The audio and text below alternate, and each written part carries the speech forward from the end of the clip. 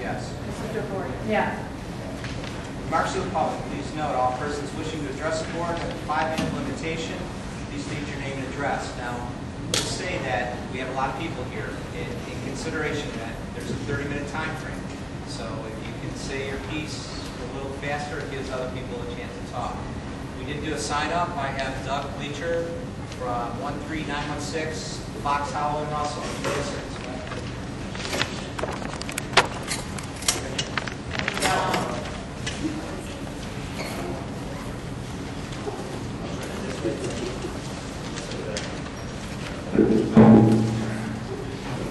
I didn't go to WestG schools, so the on-off switch, that's what it is. If I had, I would be more technically proficient.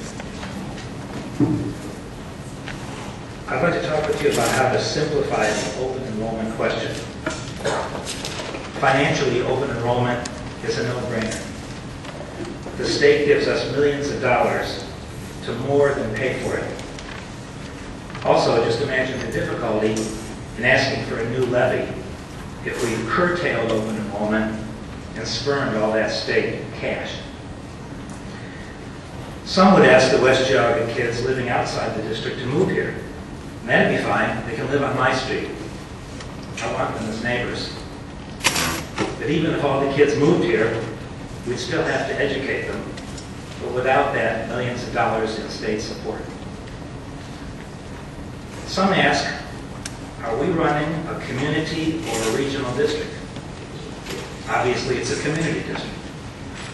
But we want it to be the best it can be. And what better way than to add a good dose of open enrollment, because someday all these pupils are going to be working out there. Several of you have asked me the question, what is the number? What is the ideal open enrollment number? Let's make that simple. I'd like you to picture a class in a WestGBrd school. And the teacher is terrific. And the kids are all dialed in. And they're asking questions and answering questions and asking more. And there is, and the teachers are teaching, and the kids are learning. And there's an enthusiasm and electricity in the room that you can feel. Okay, this is the perfect classroom. Except that out of the corner of your eye, you see a desk and a chair in the third row over by the window. And the chair is empty. And the silence coming from that chair is very loud. And that chair is very alone. And I'd like you to look out the window with the power of farsight. Look down the road, miles down the road, to another district, in another city, and there's a school there, and in that school a boy. And that boy's been bullied, and he's been shoved down the stairway. And he's at the bottom of the steps, all alone. That chair and that class need that boy. And that boy needs that chair. Who are we to say he can't have it? People may not remember what is said here, but they'll never forget what we do here with regards to our kids and our neighbors' kids, and kids across the street and down the street and on the next street and the next street, because they're all just kids. And it is that simple. Thank you.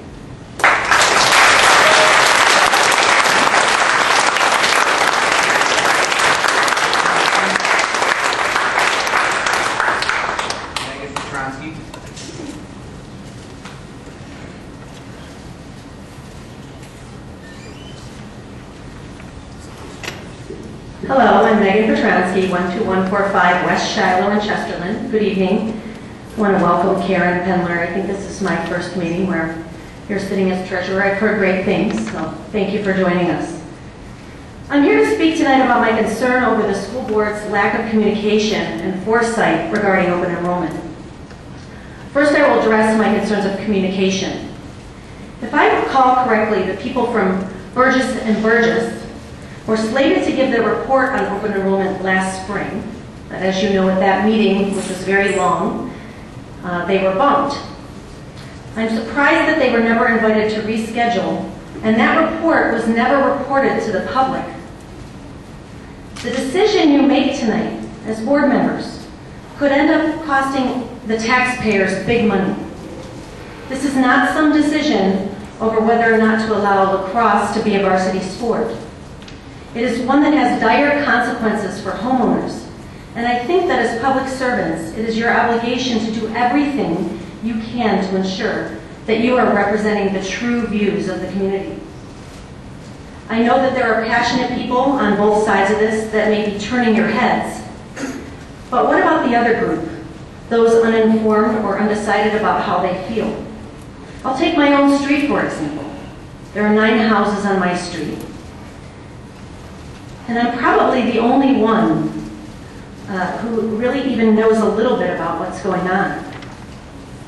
I've been waiting on a public forum where all of the choices are laid out so everyone can see them and be able to form their own opinions based on factual information. I recently heard there were some small coffee groups held at Arabica, but I'm not sure how and to whom those were advertised. Now I will address foresight. Everyone knew that the open enrollment decision was not fully settled in your minds last spring. So why were plans to review the Burgess report with the public not rescheduled? Or if you disagreed with that report, then why wasn't another method of gaining community feedback put in place in the summer or early fall for that matter? How do you know how this community feels? I feel that once again the stalling and disorganization of the board is backing us into a corner where a decision has to be made right now, tonight, without having all of the pertinent information and feedback from the community who deserves to have their voices heard. And I'm just very discouraged that this pattern keeps happening. Thank you.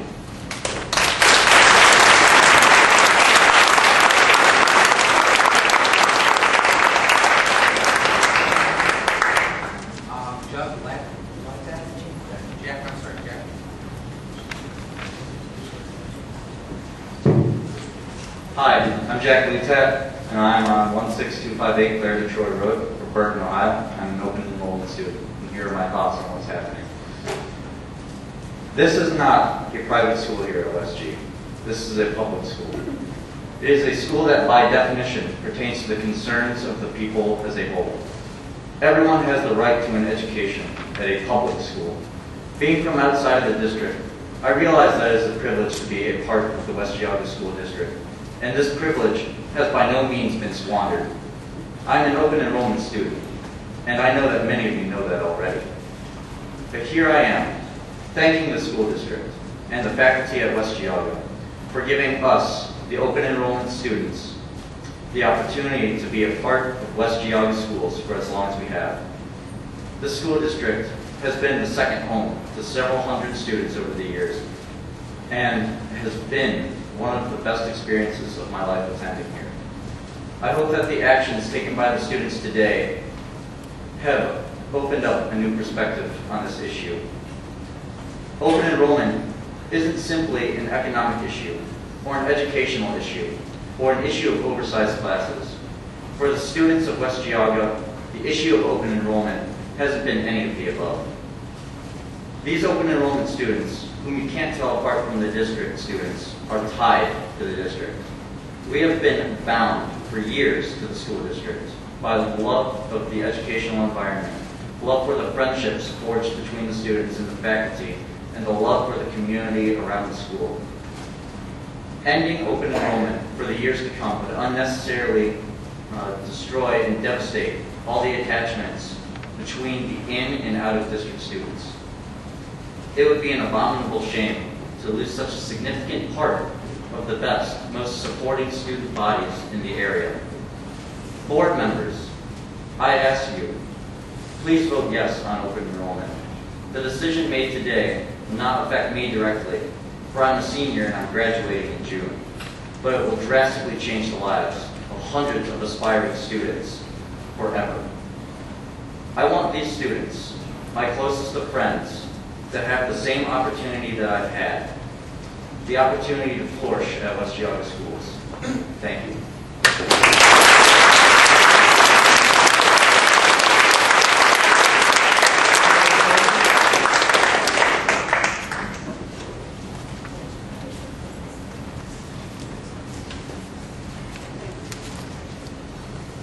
Hi, my name is Taylor Thornton. I live at 4812 Lindsay Lane, Richmond Heights, Ohio, and I am an open enrollment student. I stand before you all simply to admire some people and the hard work that they put in towards keeping this cause alive. At times, this has felt like an uphill battle. But many times throughout this battle, we've all felt discouraged and other times uplifted. So I'd just like to thank everyone. Everyone who listened, everyone who spoke, and everyone who fueled our fire. Without everyone, we wouldn't be here today. There are few instances where people can truly say they've been united under one cause, and many of us in this room can. We have formed a union, one where the bonds are too strong to break, and if there's one thing that we can take away from tonight, it's just that. If we put our minds and energy towards a cause, we ultimately produce something beautiful. I end this short speech in the words of Dan Ketch. Let us rise above this nonsense. Let us be persuaded by facts, not opinions. And let us lift up into a united, unified moral standard so that all children may learn. And to make a better world and safer world, one student at a time.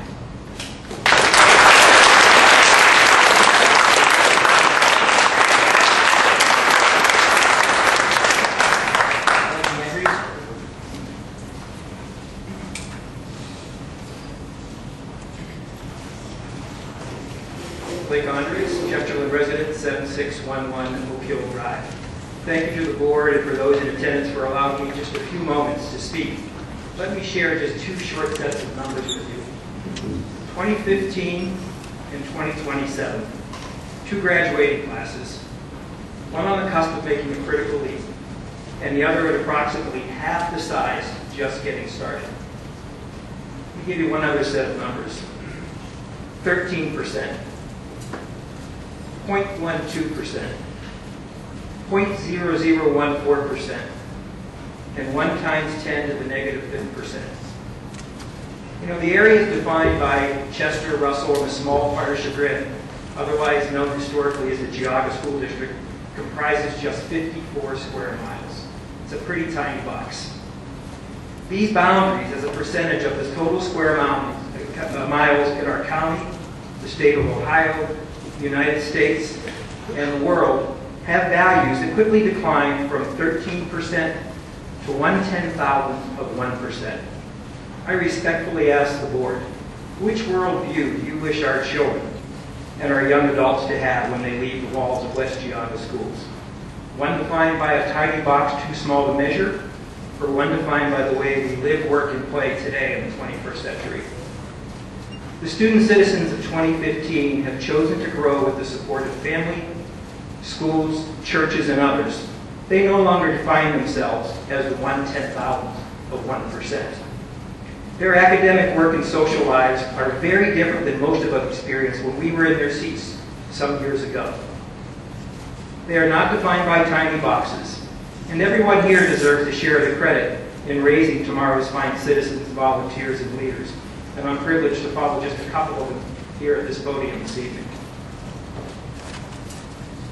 When the class of 2015 does leave this place of learning in just a few short months, and they continue their venture into young adulthood, be it they choose public service, employment in a local business, post-secondary education, their fellow employees, soldiers, students, teachers, and customers will not be defined by an area of 54 square miles. And 1 times 10 to the negative 5th percent.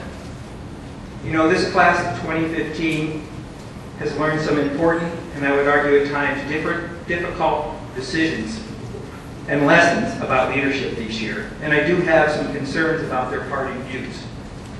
But I am equally encouraged, and I think we can all take faith that they are well prepared for what they will encounter, because we have strong schools, coming together of families, staff, faculty, administration, and board, who prepare them to learn how to learn, how to navigate the world, and someday support their own families and hopefully make the world a little bit better for it. I think we should reserve our real concern for the class of 2027, these incoming students. What are we doing as a community to prepare them in the same way? Are we making the right decisions about school leadership and funding? Open enrollment and school funding is clearly not an easy issue. It's evidenced by past board meetings and, quite frankly, too much bold ink in the editorial pages and blogs. We have allowed a partial solution to the larger ebbs and flows of school enrollment to sidetrack what should be the real focus of our community conversations. We should continue to support open enrollment while working on the larger issue, and we should not decrease faculty and staff budgets in any way that compromise quality academics, arts, sports, and physical education. We need to make this strong school system stronger. Compromise the budget in the short term without a viable replacement strategy is a very slippery and steep slope. I know that the board administration are well aware of this challenge. You have the numbers, you've been looking at them for years. The rest of us only have to look 10 miles down the road from here to see our future. Decrease or eliminate open enrollment, compromise the budget and the quality of education, and soon we're going to have much bigger and more difficult questions to answer. Can we retain quality academics, arts, athletics, and the faculty and staff to lead them? Can we recruit staff and faculty of the same caliber when needed? Will families with preschool children move here instead of the suburbs and exurbs of other communities? And will home builders and developers have the interest and incentive to build new housing stock? Both those that preserve the quality of life many of us came here for, and those will also attract new families to our community. Even with the choice, would open enrollment families have any interest in attending our schools? If we end open enrollment, hurt our academic budget, and watch the decline in the progress of this school district. Thank you. One more minute. The broader public, all of those outside our little box, the young families, those interested in growing business here, have a very artificial and polarized view of this community. There are two views.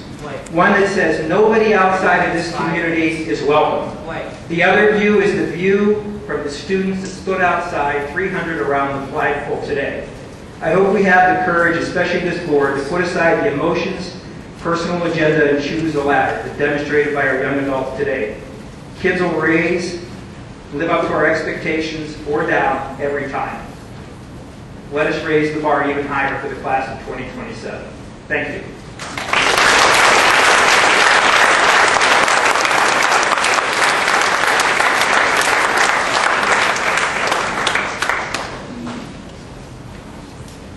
Blake, my interest is to give everybody a chance to speak.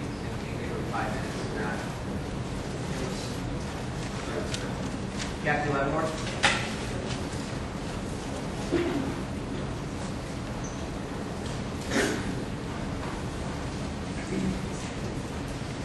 Kathy, I will say, in all respect for everyone who would like to speak, 30 minutes, 5 minutes. Right, I will say. And the other people who spoke before didn't take up 5 minutes. Sorry to interrupt you, but I wasn't going to take it. Kathy Leavenworth, 15306 Hemlock Point Road. Thank you very much for allowing me to speak this evening. All I wanted to say as far as open enrollment is concerned is that for several years, the board preceding this board and other members were very able to deal with the open enrollment issue.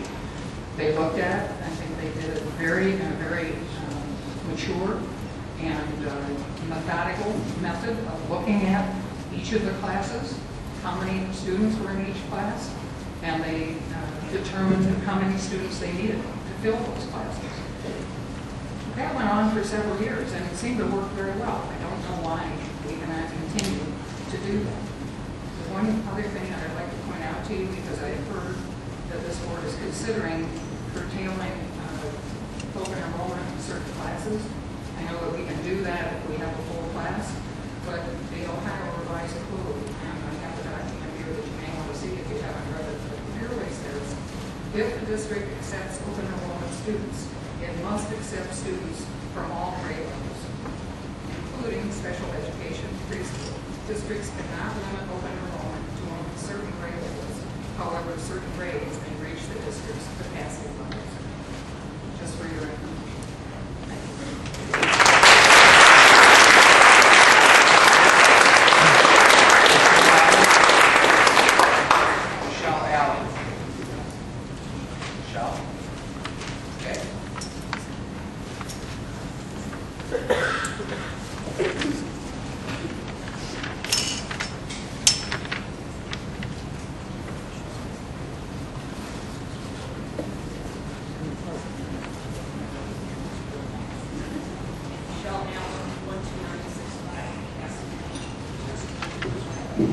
I don't even want to talk tonight. I've been dealing with open enrollment Can you hear me? Yeah. You know, I've lived in the community. I grew up in Newberry. We weren't allowed to come here. And I understand the issues that that school has and many of the neighboring Geauga County schools. I feel there's a place for open enrollment of limited numbers. This open enrollment, no open enrollment. I mean, I don't know where contiguous borders is coming in.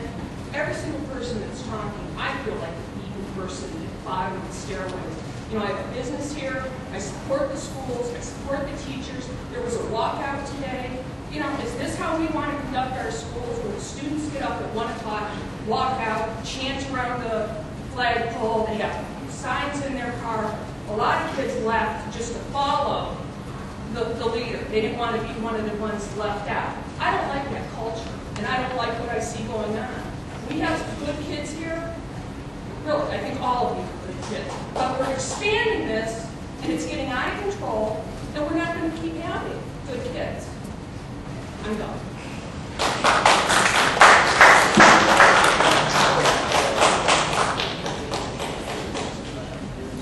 I think Gary Anderson. Darcy.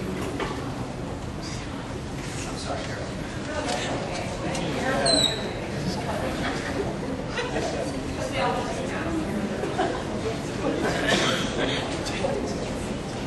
I'm really short. Everyone hear me? I know I do. All right, I really don't have a lot, so don't worry again. I really just have a quick comment and request.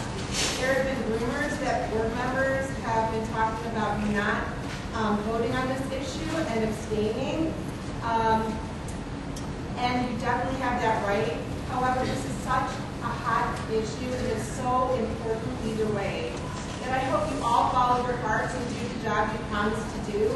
When you want to be a school board member, that means that you really, really want to help the kids, and it's up to you. Either way, just make a vote. Especially if one of you doesn't do it, then you might have a tie. Or if three, whatever. But every single one of you really needs to vote. And otherwise you can't complain. But it really needs to be that way, in my mind and heart, for the best of the kids.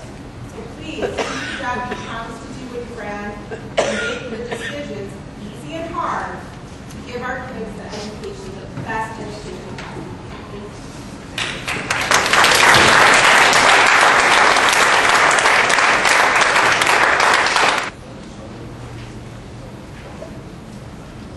Second.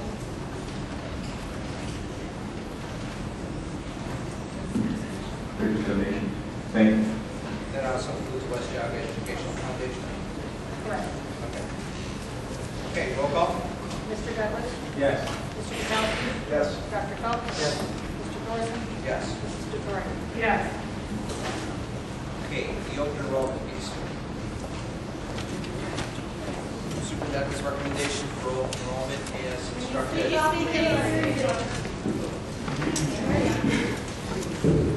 I need a motion to approve the superintendent's recommendation for open enrollment.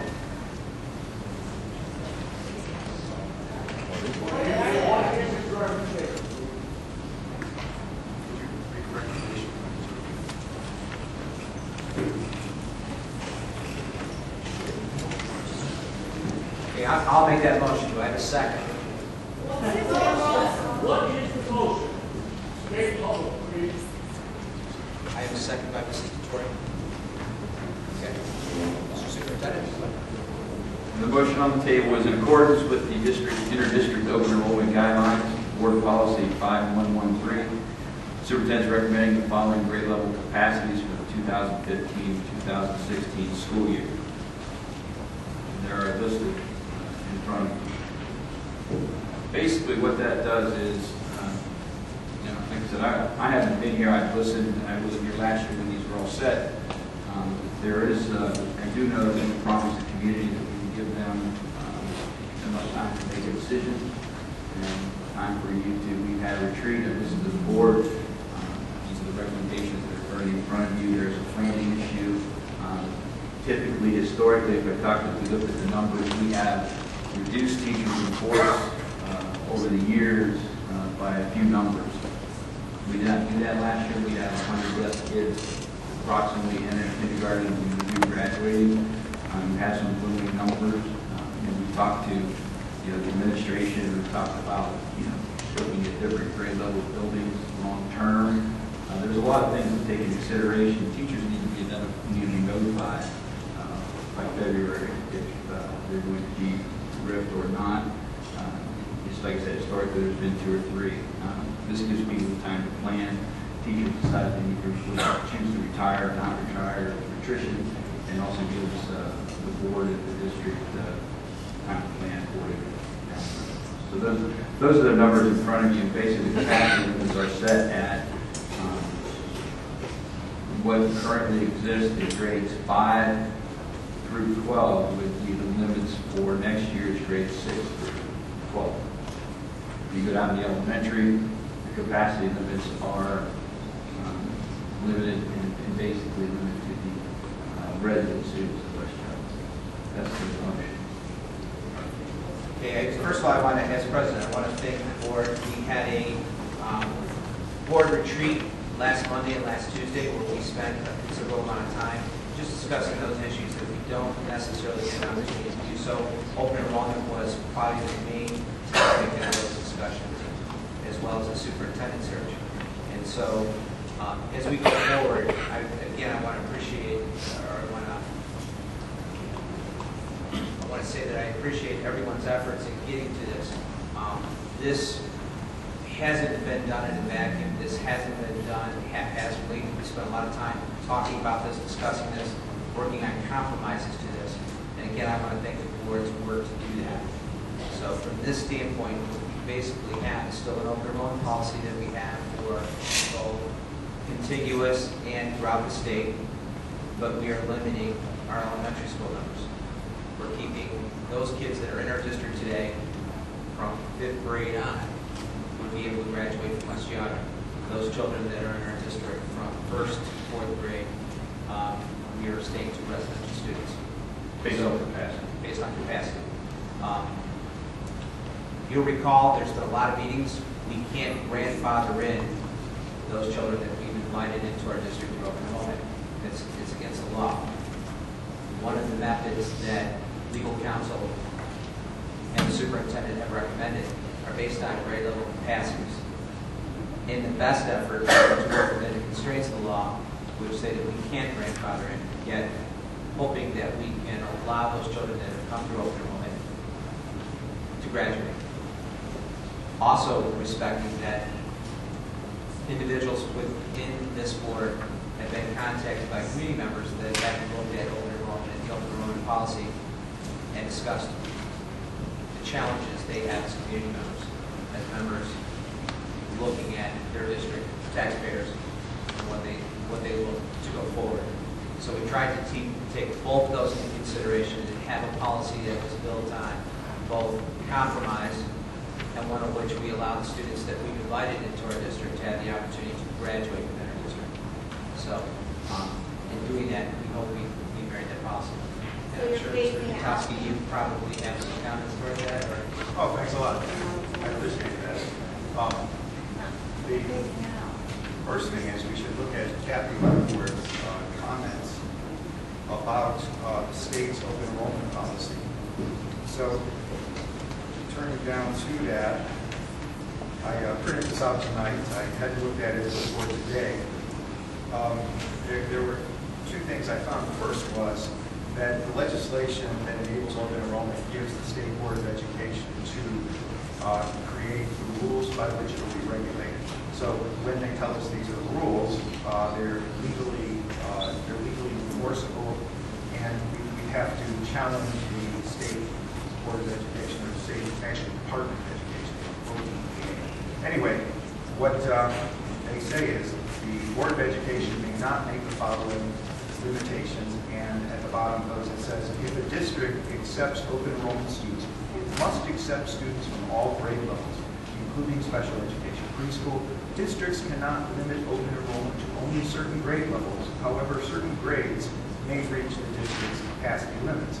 Now, if a district can't limit students to certain grades, then what that would imply, if you're allowing them to fill their capacity, is that you have to have a consistent way of applying capacity to all those grades. And actually, our proposal doesn't do that because it's been deliberately designed to exclude students. So a legitimate sort of methodology of determining how many students we'll have at each grade level would be something like determining a student-teacher ratio, determining how many open seats we have without adding the teaching personnel or staff.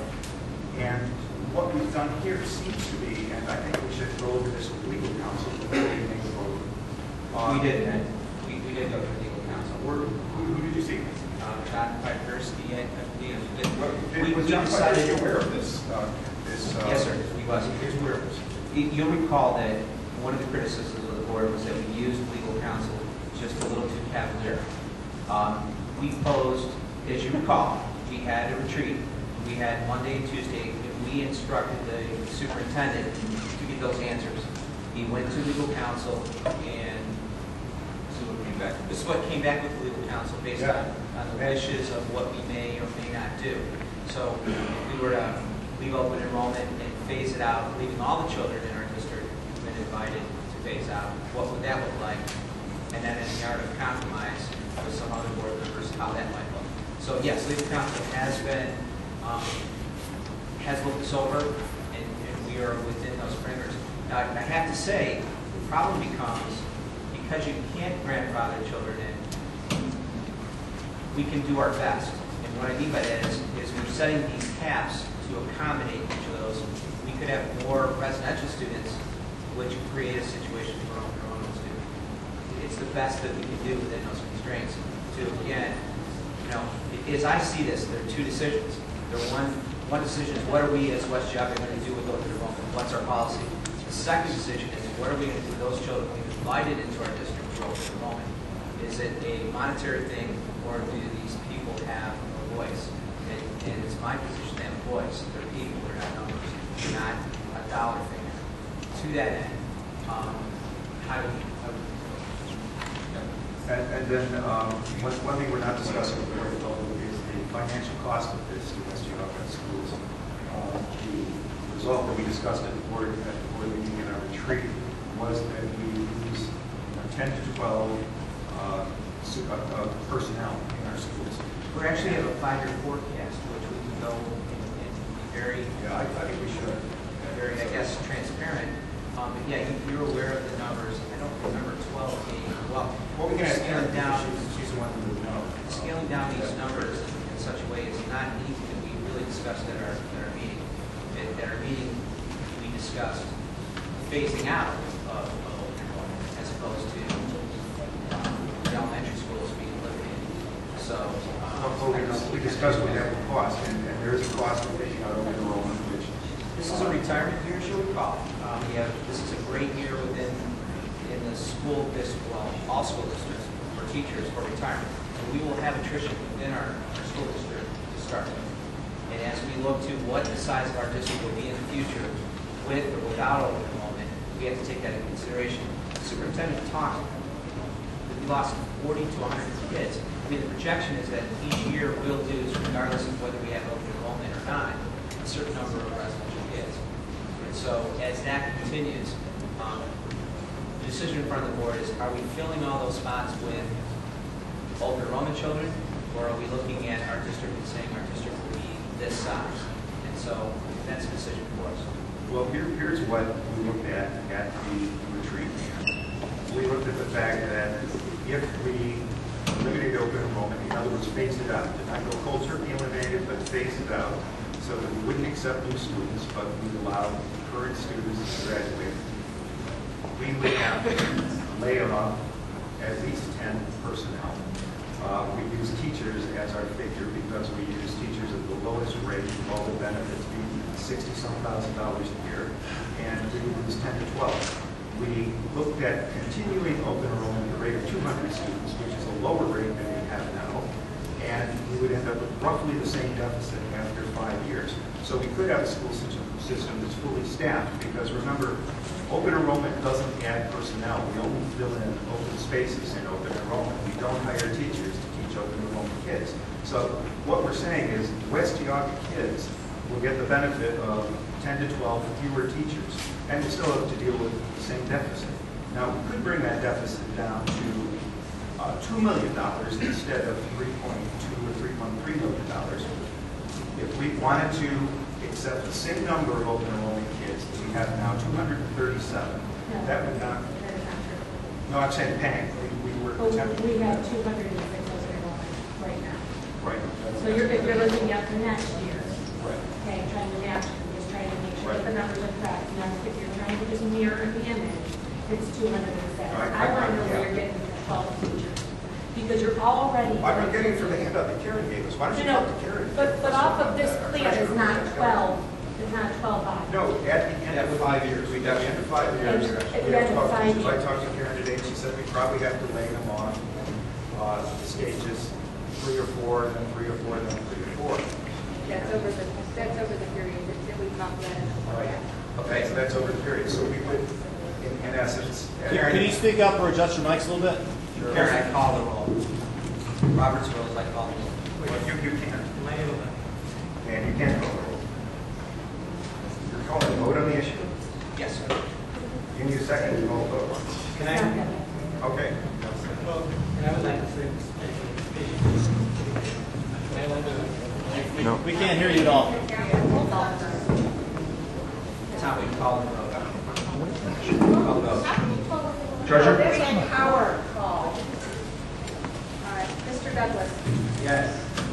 Mr. Mikowski. No. Dr. Felton. No.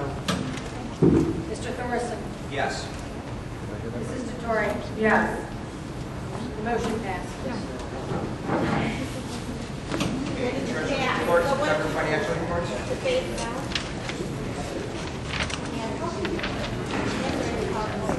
Actually, I'd like to call a 5-minute recess between this just to, 5-minute recess, please. Please, call